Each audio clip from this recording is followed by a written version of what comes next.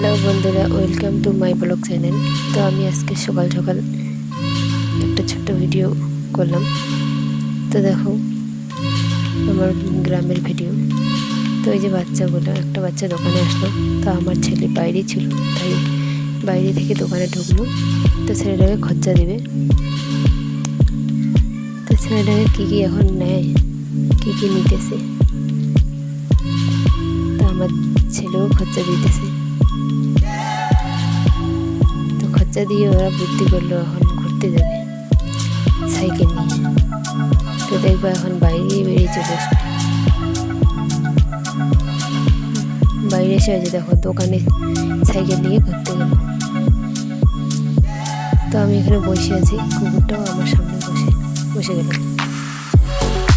তো বন্ধুরা, আমার চ্যানেলটা